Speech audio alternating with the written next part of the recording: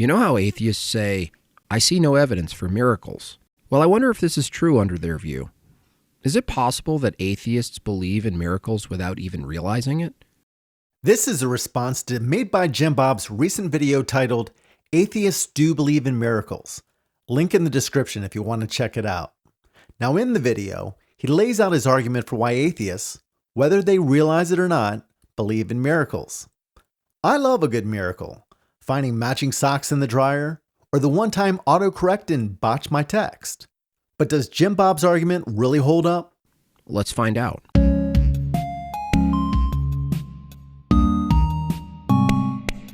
Let's start by examining JimBob's definition of a miracle. I've defined it as the following. A miracle is an event or phenomenon that cannot be explained by the laws of physics. While most people think of miracles as breaking natural laws, JimBob is creating a broader definition to set up a claim we'll see later, one designed so that atheists end up admitting to miracles if they acknowledge gaps in the laws of physics. This is not referring to an event we have not yet explained by the laws of physics.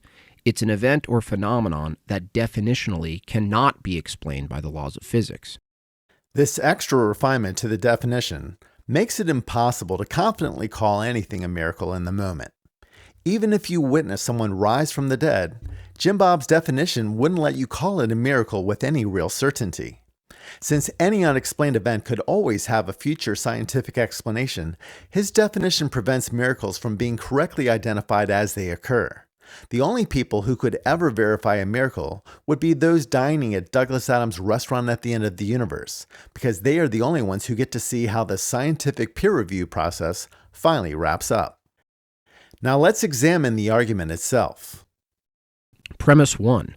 A miracle is an event or phenomenon that cannot be explained by the laws of physics. Premise 1's definition is unclear about whether miracles are unexplainable because they are impossible in any possible reality, or simply beyond the laws of physics. If they are merely beyond the laws of physics, that doesn't necessarily make them miracles. It could just mean that they are aspects of reality that don't follow those laws, like quantum mechanics or dark matter. Premise 2. The laws of physics and the regularity of nature cannot explain their existence. Premise 2 asserts that the laws of physics cannot account for its own existence.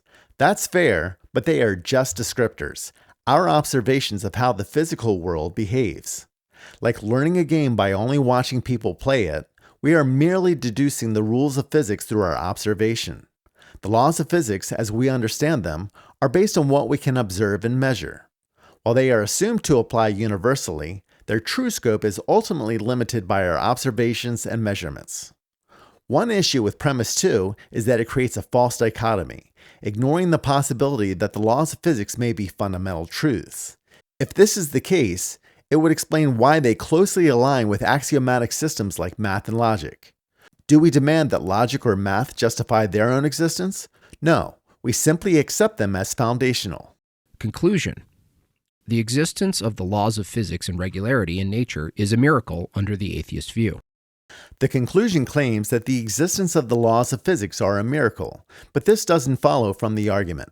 The definition of a miracle requires the existence of the laws of physics, or the laws of physics themselves, to be either an event or a phenomena, but they are neither. One is a metaphysical condition of reality, and the other is merely descriptors for how reality behaves.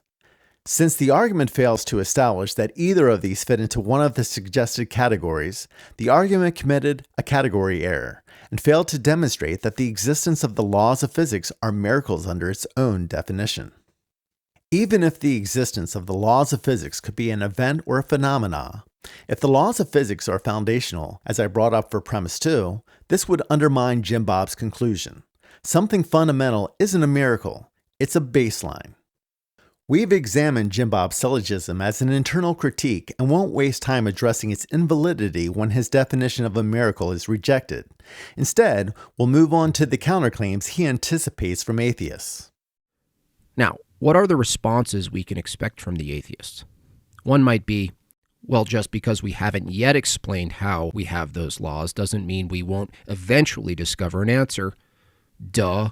Well, the reason this isn't a valid counter to the argument is because any causal chain you posit would be bound by the same laws. To say a previous set of laws of physics produced the current laws of physics is to assume a process that adheres to the laws of physics, which is also producing those laws while abiding by them. JimBob assumes that any explanation for the laws of physics must follow from those same laws, but that assumes that they are fixed and fundamental, rather than possibly emerging from something deeper. Some theories suggest that the laws of physics might not be the ultimate rules of reality, and instead come from something even more fundamental that isn't restricted by them. Even if we don't have a complete natural explanation for the laws of physics, that doesn't mean that the only alternative is a metaphysical one. This view would be a false dilemma. Another counter could be, I reject your definition of a miracle. Well, this could be a fair counter depending on the reasoning. However, any argument against biblical miracles would have to appeal to the suspension or violation of the known laws of physics. If you are one of the people who reject his definition, and therefore premise 1, his argument becomes invalid and begs the question. Despite JimBob's claim, appealing to a violation of the laws of physics still wouldn't be necessary. Some religious traditions take a broader view of miracles. Instead of seeing them as supernatural violations of nature, Catholic scholars interpret certain biblical miracles as acts of divine providence, God working through natural events to fulfill his will. One example of this can be found in a story from Exodus 16. The Israelites wandered through the desert, and quail miraculously arrived in the evening, providing much-needed food.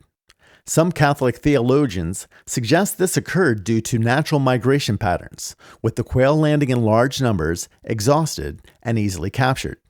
Rather than violating natural laws, this kind of miracle demonstrates divine providence, God guiding events so the Israelites were in the right place at the right time.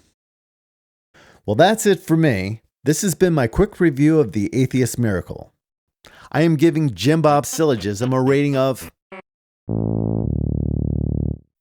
This type of argument is what I call a syllogism, when logic takes a holiday and nonsense throws a party. Brain teasers are always welcome. I appreciate JimBob's attempt to pitch an atheist miracle, but it's more of a head scratcher than a home run. I'm sure JimBob will have thoughts on my response, but what do you think?